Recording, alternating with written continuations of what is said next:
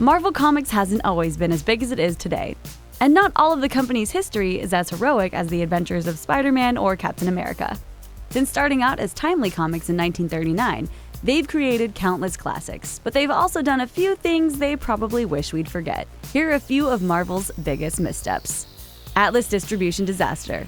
Back in the 1950s, when Marvel was still called Atlas Comics, publisher Martin Goodman decided to outsource distribution. One problem: the distribution company almost immediately went bankrupt, leaving Goodman no option but to ask arch-rival DC to distribute his books. DC put the screws to Atlas, limiting them to only 8 comics a month, a huge drop from the 60 or so titles Atlas had previously published. Not only did profits plunge, but Atlas had to fire almost all of their artists and writers. There was simply nothing for them to do. Ironically, the company survived because of an editorial oversight by Stan Lee. For years, he had been buying too many stories from his creators, ending up with a closet full of unpublished comics. When Atlas imploded, they were able to stay afloat by finally publishing the issues Stan had accidentally stockpiled. Tossing pages. Before comics were seen as collectibles, original comic art was a means to an end.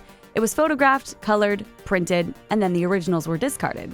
While some original pages have been preserved by collectors, Marvel spent decades simply chucking countless others, not unlike the way the BBC tossed dozens of early Doctor Who episodes. Today, finding a missing comic page is a victory for both collectors and comics historians. Creator mistreatment. It's a sad fact that while Marvel rakes in billions of dollars worldwide with their films, the creators often see little or no money from it thanks to work-for-hire contracts that sign all the rights away. One of the worst examples of Marvel's questionable treatment of their creators is the case of Gary Friedrich, the co-creator of Ghost Rider. After the Ghost Rider movies came out, Friedrich took Marvel to court for compensation related to merchandising. Not only did he lose the lawsuit, Marvel countersued for $17,000 and forced him to stop selling anything Ghost Rider related at conventions. A judge later overturned the decision and both parties settled out of court. Royal Roy. For a period, Marvel Comics also published Star Comics, a label dedicated to animated tie-ins like Thundercats and Fraggle Rock and other kid-friendly fare. Part of Star's approach was to copy the success of Harvey Comics. They did a little too well, though. Royal Roy, a young millionaire, was basically an exact copy of Harvey's Richie Rich, and was actually created by an ex-Harvey employee. Harvey sued Marvel for infringing on their property, and Royal Roy was canceled after a handful of issues. Ron Perelman. In January of 1989, Ron Perelman bought Marvel for just over $82 million. He then went full on Wolf of Wall Street, using Marvel as collateral to leverage the purchase of other trading card, comic book, and toy companies, sending the company $700 million into debt.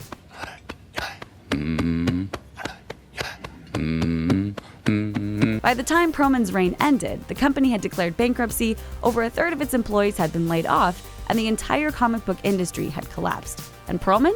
Well, he got rich off of it all with an estimated net worth of $14 billion. Sometimes the supervillains win.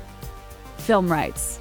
In the early 90s, cash-strapped Marvel raised capital by signing away the film rights to pretty much all their characters for pennies on the dollar. It seems short-sighted, but it almost makes sense given that every Marvel film prior to 1998's Blade was a failure.